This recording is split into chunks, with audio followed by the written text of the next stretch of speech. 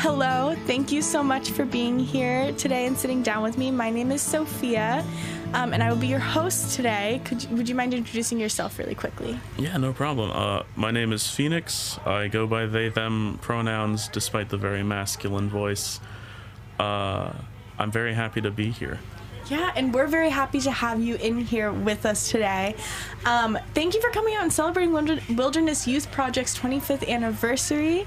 As you probably saw outside, we're focusing on stories about nature and the outdoors. We do have 3 story prompts here for your reference if you'd like to share about any of those, but we also invite any kind of story you'd like to share about. So whenever you're ready, just take it away.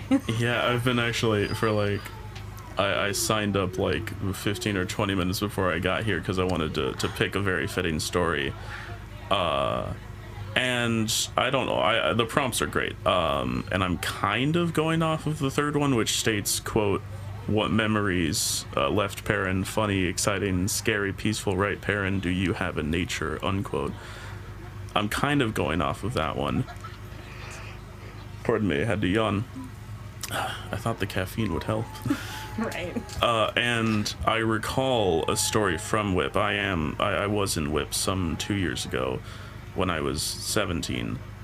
Oh, that's weird, 2 years ago, 17 now. And there was one trip that I have very memories of. It's mostly fond memories, but looking at this prompt, it actually resonates with me because that trip in particular had elements of funny, exciting, scary, and peaceful. All of them. And that's kind of, now I can't go over the story, but that's kind of what I've just seen encapsulated from WIP in general. WIP is able to offer all 4 of those adjectives in a way that feels like you're accomplished at the end of it. Like you feel rewarded and you have motivation to go the next week. This trip in particular, we went up, I don't know where it was, they just called it the Pines, which was a very apt name. It was up a mountain into a bunch of pine trees. Now, it was funny along the whole way. WIP always has, games, good conversations with your peers, and the volunteers are always cracking jokes and stuff, and it's always lovely. It was exciting, as most hikes are. It was a very difficult hike. For me, anyways. Now, I'm sure I'm generally a larger individual, so it's a little more difficult for me, but it was still exciting, always. Climbing up that, very steep hill, getting up deep into the pines where it was cold and it was rugged, and it was just amazing. However, there were scary moments, too. I remember vividly. At a moment, I was standing with my back to a large boulder. We were having a conversation, so I was filtering out any background noise. There was some rustling amongst bushes and stuff. I had filtered that out, and then, very calmly, I forget who it was, either Dominique, a volunteer, or someone, she said, "Phoenix, would you please slowly step away from the boulder?" It turns out that the quote-unquote rustling I had heard was the rattle of a rattlesnake. So that was certainly something. Yep. But gosh, the end of that hike where we were just at the top of the pines, we saw a little bit of snow. We were that high up, and we sat and enjoyed by a lake at the top. It was just so lovely. It was just such an incredible hike. I have nothing but fond memories of it, despite the difficulty of the hike, how tired I was, how scary being near a rattlesnake was.